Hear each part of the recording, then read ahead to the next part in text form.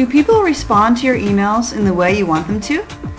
Or do they seem to ignore them or miss important information?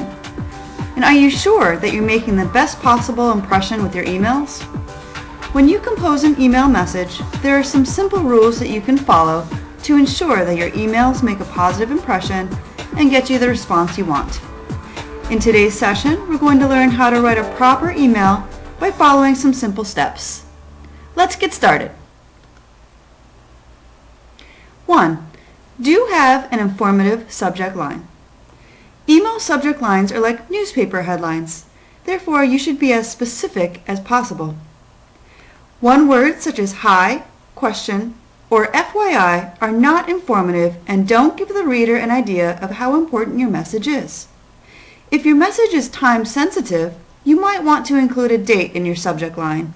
For example, marketing meeting scheduled for Thursday, December 2nd. A good and informative subject line is about 5 words, but no more than 7. 2. Do include a formal greeting, salutation. It's always a good idea to start your email with a salutation. We'll discuss 3 good practices to follow. The first practice is to, when in doubt, address someone more formally to avoid offending them. For example, Dear Professor Smith, or Hello Ms. McMahon, or even Hi Mary. If you don't know the name of the person you are addressing, or if the email addresses a diverse group, try something generic yet polite, such as, To whom it may concern, or Dear members of the selection committee, or Hello everyone. The second good practice is to stay away from using Sir or Mr. unless absolutely certain that your correspondent is a male.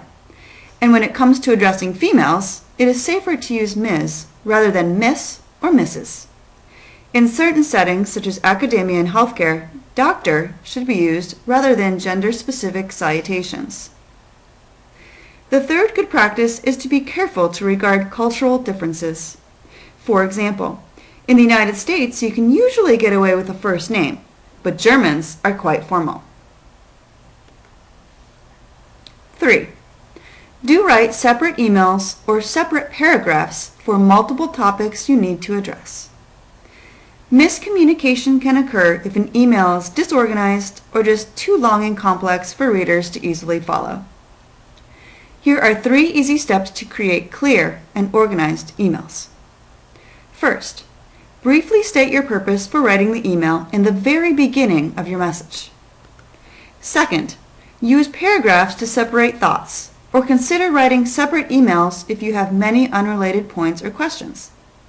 After each paragraph, add a line of white space by clicking Enter 2 times to visually separate paragraphs into separate blocks of text. And third, use bullets to note important details so that they are easy to pick out.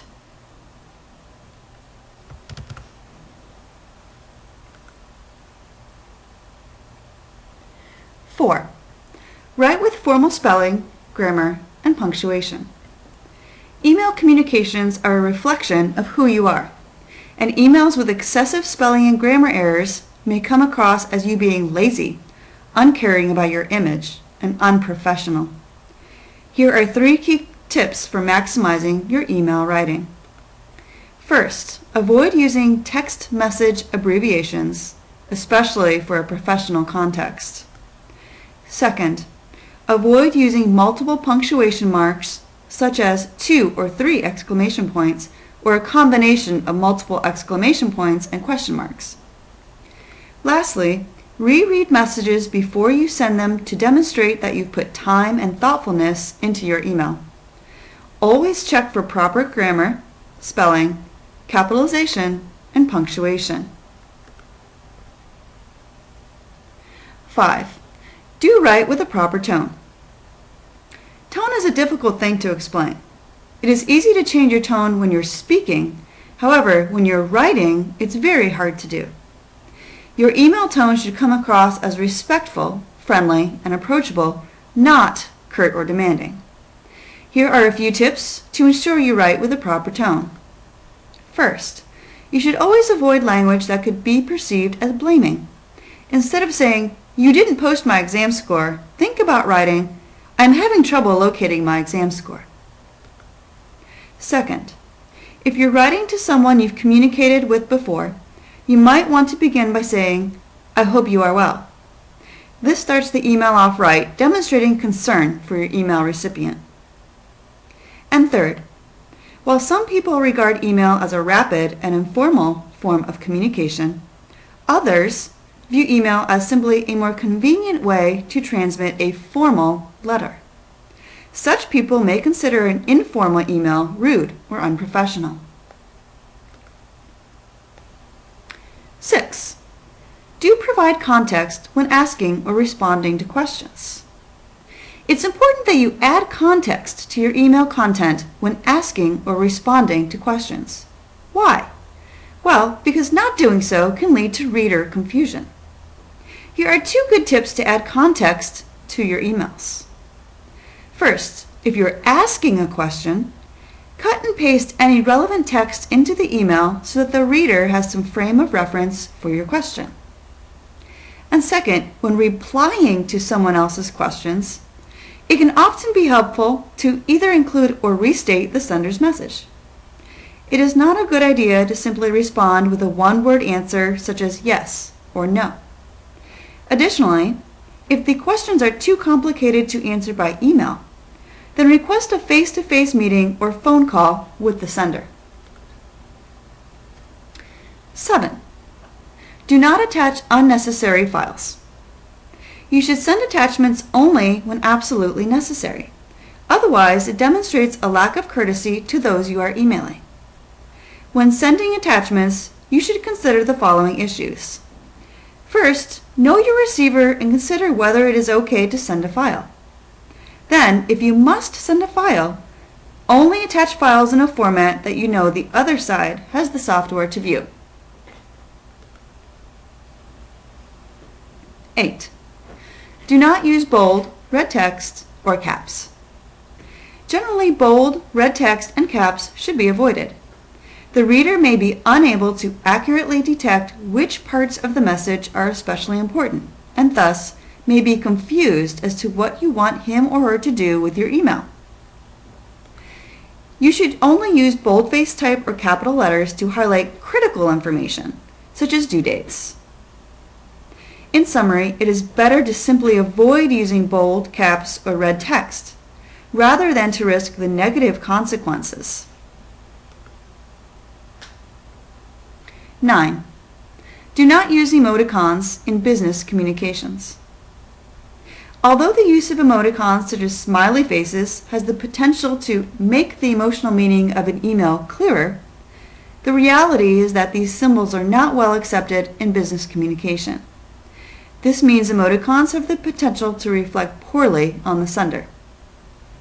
Besides, have you ever sent a smiley face only to realize it was received as the letter J or some weird symbol?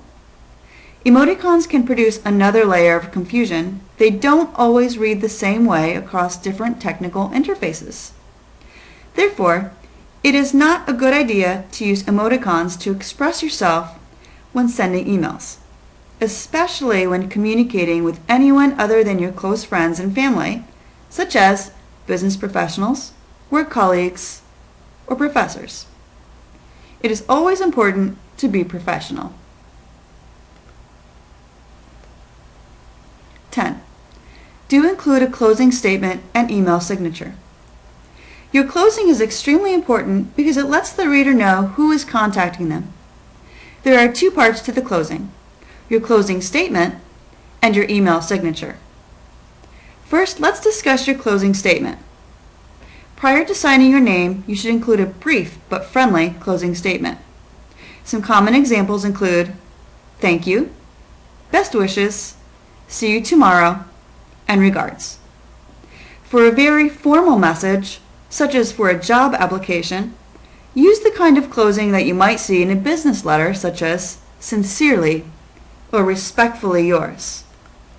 Okay, so now let's discuss your email signature. Your email signature includes your name and any relevant identifying information. At a minimum, always sign off with your name at the end of your email. If you know the reader well, then your first name only is appropriate. If you don't know the reader well, you might consider not only including your first and last name, but also including your title and the organization you belong to. 11. Do not overuse the high priority and reply all features. There are two features in an email, in particular the high priority and the reply all features, that you should use sparingly and only when necessary. If you overuse the high priority option, it will lose its function when you really need it. Meaning, if you flag many of your emails as high priority, your readers will come to believe that that's just how you write emails, and not all of them are truly priorities. So, before you flag an email as high priority, ask yourself, is this truly urgent, or do I just prefer a quick response?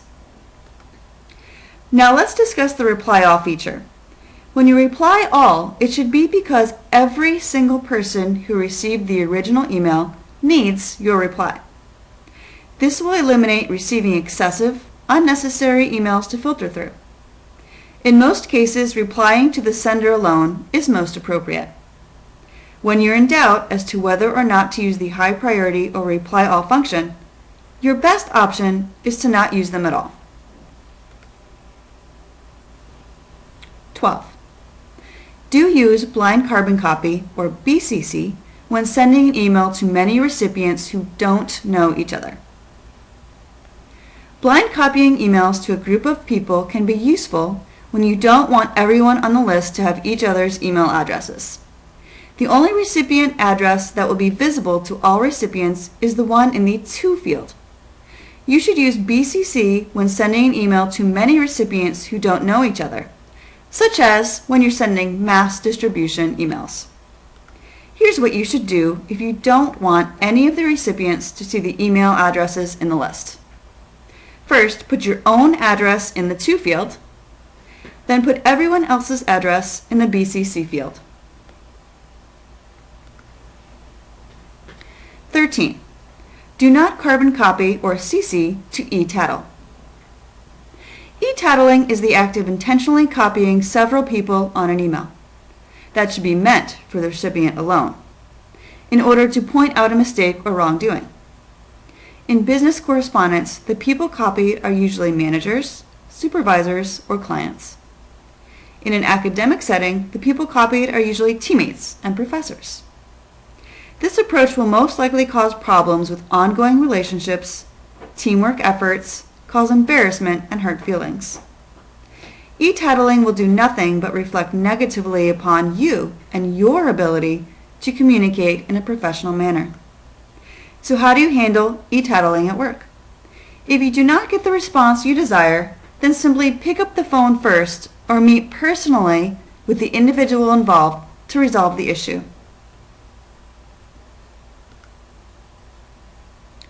14. Do you have a professional email address? While a cute or risque email address can seem clever among a group of friends, it can send the wrong message to admissions offices, hiring managers, potential colleagues or partners, and other business professionals you meet. When creating a professional email address, keep it simple and straightforward. Use variations of your first, middle, and last name. If you're really attached to your current address and don't want to change it, consider adding a second one for professional use only. And finally, 15. Do not use email for sensitive or confidential matters. You should know that email is never, never, never private. Any email, including those claiming to be private, is often compared to a postcard in that anyone who comes in contact with it can read it. It is important to keep in mind that your message could be forwarded on to other people without your knowledge. A backup copy of your email is always stored on a server where it can be easily retrieved by interested parties, even when you have deleted the message and think it is gone forever. Instead of putting sensitive information into an email, it is better to make contact either by phone or in person regarding your confidential matter.